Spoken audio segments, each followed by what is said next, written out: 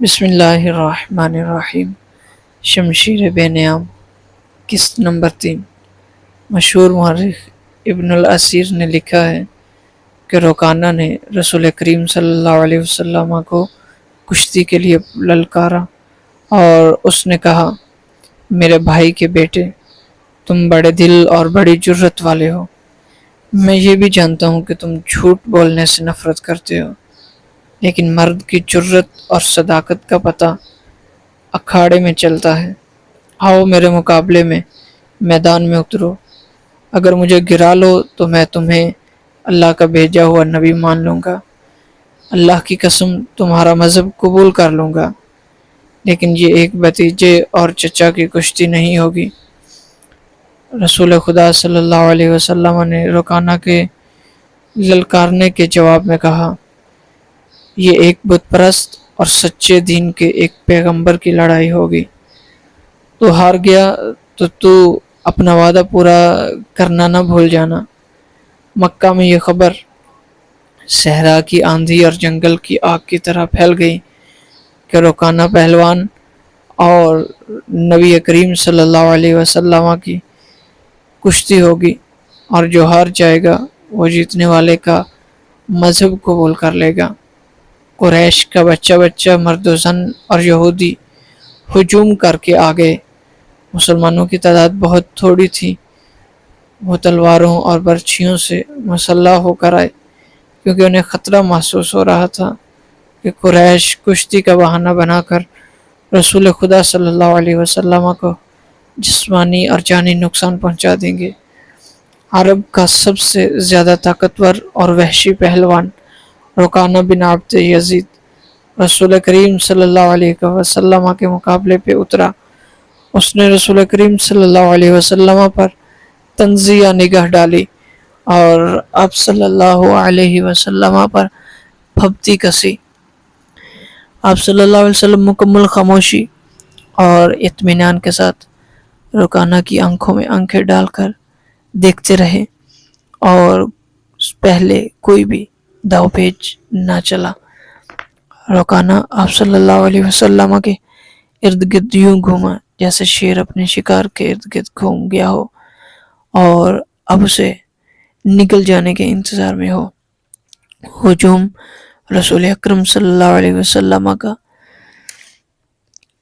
اگلا داؤ دیکھنا چاہ رہا تھا۔ تمام مسلمان خاموش تھے۔ وہ دل ہی دل میں اللہ تعالیٰ کو پکار رہے تھے۔ انہوں نے اپنی تلواروں کے دستوں پر ہاتھ رکھے ہوئے تھے۔ پھر نہ جانے کیا ہوا۔ رسول اکرم صلی اللہ علیہ وسلم نے کیسا داؤ چلا۔ ابن الاسیر اپنی تاریخ میں لکھتے ہیں کہ آپ صلی اللہ علیہ وسلم نے رکانہ کو اٹھا کر زمین پر پٹخ دیا۔ رکانہ کسی زخمی شیر کی طرح اٹھا اور غرا کر آپ صلی اللہ علیہ وسلم پر حملہ آور ہوا۔ آپ صلی اللہ علیہ وسلم نے پھر وہی داؤ کھیلا اور اسے زمین پر پٹخ دیا۔ وہ اٹھا تو آپ صلی اللہ علیہ وسلم نے اسے تیسری بار پٹخا۔ بھاری بھرکم جسم 3 بار پٹخا گیا تو کشتی جاری رکھنے کے قابل نہ رہا۔ رکانہ سر جھکا کر اکھاڑے سے نکل گیا۔ ہجوم پر سناٹا طاری ہو گیا اور تمام مسلمان ننگی تلواریں اور برچھیاں ہوا میں لہرا لہرا کر اور اچھال اچھال کر نعرے لگا رہے تھے۔ رسول اللہ صلی اللہ علیہ وسلم نے للکار کر فرمایا، چاچا رکانہ، اپنا وعدہ پورا کر اور یہی اعلان کر کہ آج سے تو مسلمان ہے۔ رکانہ نے اسلام قبول کرنے سے صاف انکار کر دیا۔ یہ طاقت فقط جسمانی طاقت نہیں تھی۔ جناب خالد اس نخلستان میں لیٹے لیٹے اپنے آپ سے کہہ رہے تھے، رکانہ کو یہ 3 بار پٹخنا تو دور کی بات ہے، اسے کوئی پچھاڑ بھی نہیں سکتا تھا۔ رسول اکرم صلی اللہ علیہ وسلم کا تصور خالد کے ذہن پہ نکھر آیا۔ وہ آپ صلی اللہ علیہ وسلم کو اچھی طرح سے جانتا تھے، لیکن اب وہ محسوس کر رہے تھے جیسے وہ محمد بن عبداللہ کوئی اور تھے جنہیں وہ بچپن میں جانتے تھے۔ اس کے بعد آپ صلی اللہ علیہ وسلم نے جو رخ اختیار کیا تھا، اس میں جناب خالد آپ کو نہیں پہچانتے تھے۔ اعلان نبوت کے بعد جناب خالد کی آپ صلی اللہ علیہ وسلم کے ساتھ بول چال بند ہو گئی تھی۔ وہ آپ کے ساتھ دو دو ہاتھ کرنا چاہتا تھا، لیکن روکانہ پہلوان کی طرح نہیں۔ وہ میدان جنگ میں لڑنے والا اور لڑنے والوں کی قیادت کرنے والا جنگجو تھا، لیکن اس وقت مسلمان فوج کی صورت میں لڑنے کی ظاہری طور پر اہلیت نہیں رکھتے تھے۔ اتنی فوج نہیں تھی، اتنی تعداد نہیں تھی مسلمانوں کے پاس۔ جب مسلمان فوج کی صورت میں لڑنے کے قابل ہوئے اور قریش کے ساتھ ان کا پہلا معرکہ ہوا، اس وقت جناب خالد کے لیے ایسے حالات پیدا ہو گئے تھے کہ وہ اس معرکے میں شامل نہیں ہو سکے تھے۔ اس چیز کا انہیں بہت افسوس تھا، اور یہ معرکہ حق و باطل یعنی میدان بدر میں لڑی جانے والی جنگ بدر تھی، جس میں تقریباً 313 مجاہدین اسلام نے قریش کے 1000 کے لشکر کو شکست دی تھی۔ جناب خالد دانت پیستے رہ گئے تھے، لیکن اس روز جب وہ اس نخلستان میں لیٹے ہوئے تھے، انہیں خیال آیا کہ 313 کا 1000 کو اس طرح شکست دے دینا، اور ان 313 نے 1000 کو شکست دے دی تھی۔ اس نے شکست کھا کے آنے والوں سے پوچھا تھا کہ مسلمانوں میں وہ کون سی چیز تھی جس نے انہیں فتح یاب کیا۔ جناب خالد اٹھے اور انگلی سے ریت پر بدر کے میدان کے خد و خال بنا کر قریش اور مسلمانوں کی حالتیں، پوزیشنیں اور مارکے کے دوران دونوں کی چالوں کو لکیروں سے بنانے لگے۔ جناب خالد کے باپ نے انہیں فن حرب و ضرب کا ماہر بنایا تھا۔ بچپن میں انہیں گھڑ سواری سکھائی، لڑکپن میں اس نے اکھڑ اور موز اور گھوڑوں کو قابو میں لانے کے قابل بنایا۔ نوجوانی میں وہ شاہ سوار بن چکے تھے، شتر سواری میں بھی وہ ماہر تھے۔ ان کا باپ ہی ان کا استاد تھا۔ ان کے باپ نے جناب خالد کو نہ صرف سپاہی بلکہ سپہ سالار بنایا تھا۔ جناب خالد کو جنگ و جدل اتنی اچھی لگی کہ وہ لڑنے اور لڑانے کے طریقوں پر غور کرنے لگے، اور جوانی میں فوج کی قیادت کے قابل ہو گئے تھے۔ انہیں بدر کی لڑائی میں شامل نہ ہو سکنے کا افسوس تھا، اور وہ انتقام کے طریقے سوچتے رہتے تھے، لیکن اب ان کی سوچوں کا دھارا اور ان کی سوچوں کی سمت کسی اور طرف چل پڑی تھی۔ مکہ سے روانگی سے کچھ عرصہ پہلے ہی وہ اس سوچ میں کھو چکے تھے کہ رسول اکرم صلی اللہ علیہ وسلم نے رکانہ پہلوان کو 3 بار پٹخا تھا۔ بدر میں آپ صلی اللہ علیہ وسلم نے محض 313 مجاہدین سے 1000 کی تعداد کو شکست دی تھی۔